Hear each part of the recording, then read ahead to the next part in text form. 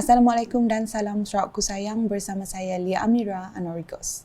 Tumpuan berita, Premier Sarawak Datuk Petinggi Tan Sri Dr. Abang Abdul Rahman Zohari Tun Datuk Abang Openg telah menghadiri majlis berbuka puasa bersama penjawat awam negeri dan persekutuan di Atrium Dewan Undangan Negeri Dun Sarawak pada Selasa.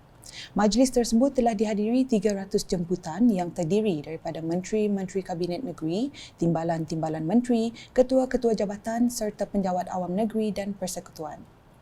Selepas berbuka puasa, beliau bersama jemputan lain yang beragama Islam menunaikan solat maghrib, isyak dan sunat tarawih berjemaah di Surau Aras 1 Dun yang dipimpin oleh Imam Besar Negeri Sarawak Datuk Mustafa Kamal Ahmad Fauzi. Hadir sama di majlis itu adalah timbalan-timbalan Premier Sarawak, Datuk Amar Douglas Uga Ambas dan Datuk Seri Profesor Dr. Sim Kui Hien, Setiausaha Kerajaan Sarawak Datuk Amar Jaul Samion serta Setiausaha Persekutuan Sarawak Datuk Amir Omar. Berita seterusnya, projek jejambat Batu 6 dan Batu 7 di Jalan Penrisen di Kuching dijangka siap pada Jun ini. Menurut Timbalan Premier Sarawak Datuk Amar Douglas Uga Ambas, sebuah lagi projek jejambat di jalan yang sama, jejambat Batu 10, juga dijangka disiapkan awal Mei ini. Bercakap kepada media selepas melakukan tinjauan ke tapak projek jejambat Batu 6 Jalan Penrisen berdekatan Kuching Central pada Selasa, beliau menambah termasuk projek jejambat Batu 4 yang telah siap, keempat-empat projek tersebut menelan kos hampir RM353 juta. Terdahulu selepas meninjau dan mendengar taklimat mengenai perkembangan projek Jalan Kuching Samarahan di Sejingkat, Menteri Infrastruktur dan Pembangunan Pelabuhan itu juga menjelaskan projek Jalan Pesisir Pantai Kuching Samarahan disasarkan siap menjelang Mac 2025.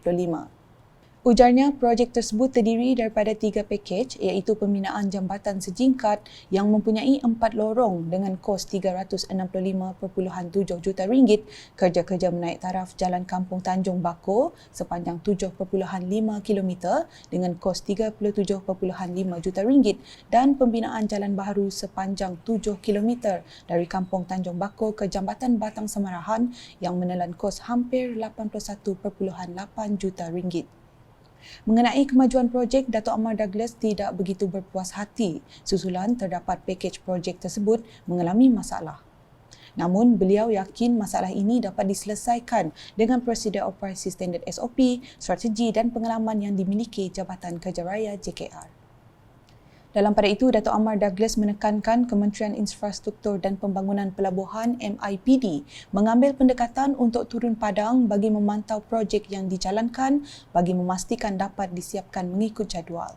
Ujarnya, keadaan ini membolehkan pihaknya melihat situasi sebenar projek dan berbeza dengan hanya bergantung kepada taklimat mengenai projek semata-mata.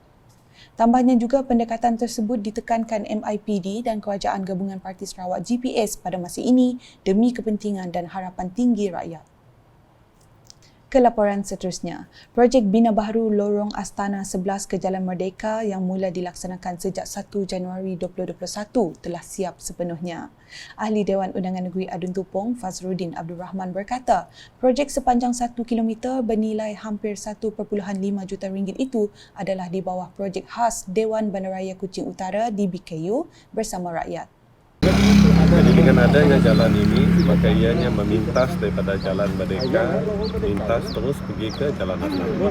Dan jalan ini telah lama dipohon oleh penduduk kampung. Dan Alhamdulillah hari ini ianya telah mula dibuka untuk diguna oleh pengguna-pengguna jalan raya. Jumlah ianya bermula pada lama juga udan kerana ianya memerlukan proses pengambilan tanah, pembayaran pampasan pada pemilik tanah dan seterusnya mencari peruntukan untuk membina jalan. Jadi Alhamdulillah. Beliau berkata demikian ketika ditemui media pada perasmian pembukaan projek berkenaan pada Selasa. Dalam pada itu, Fazruddin turut merakamkan penghargaan kepada DBKU atas usaha menyiapkan projek berkenaan sekaligus dapat dibuka untuk kegunaan penduduk dan pengguna jalan raya. Sementara itu, para pengunjung Bazar Ramadan diingatkan supaya sentiasa berwaspada dan mematuhi prosedur operasi standard SOP yang ditetapkan. Timbalan Menteri Pemodenan Pertanian dan Pembangunan Wilayah Datuk Dr. Abdul Rahman Ismail berkata, ini disebabkan kes COVID-19 masih lagi berada dalam masyarakat kita.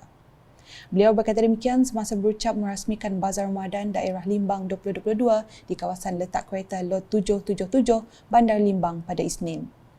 Beliau yang juga ahli Dewan Undangan Negeri Adun Bukit Kota berkata, Bazar Ramadan ini diadakan untuk memudahkan masyarakat Islam yang berpuasa serta rakan-rakan agama lain untuk membeli juadah berbuka dan makanan yang tidak ada dijual pada hari biasa. Ujarnya lagi, bazar ini juga memberi peluang kepada para peniaga menambah pendapatan dan sekiranya pintu sempadan sudah dibuka, ia juga salah satu tarikan kepada pelancong dari negara jiran. Beralih ke laporan di Batu Kitang. Ahli Dewan Undangan Negeri Adun Batu Kitang, Insinyur Loh Kerchiang mengagihkan bubur lambuk sempena bulan Ramadan kepada penduduk di Kampung Sinar Baru pada Selasa.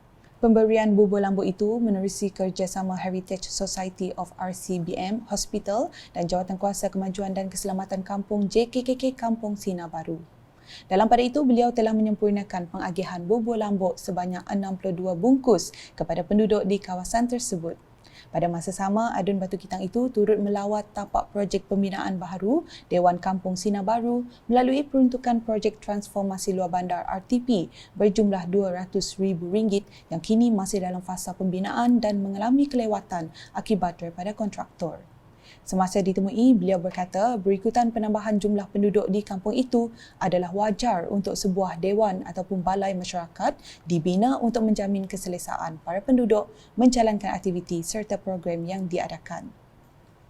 Here.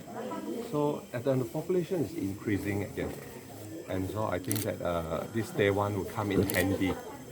Day one will be able to help them to organize events like this. You see today's event, there is no day one, so it's to organize in somebody's house.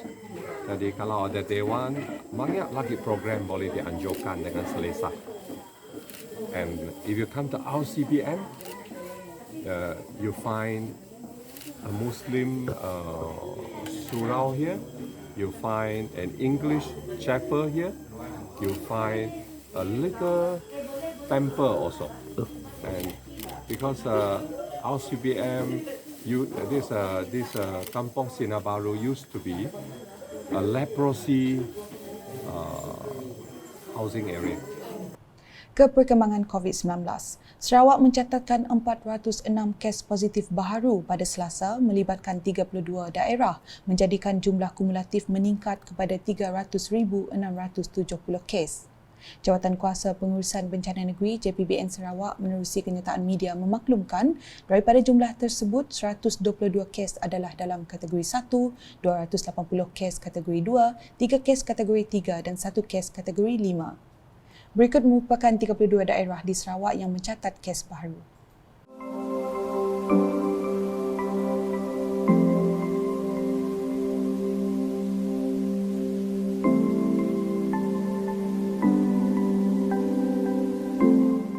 Dalam pada itu, JPBN Sarawak turut memaklumkan 3 kes kematian dilaporkan di Kuching.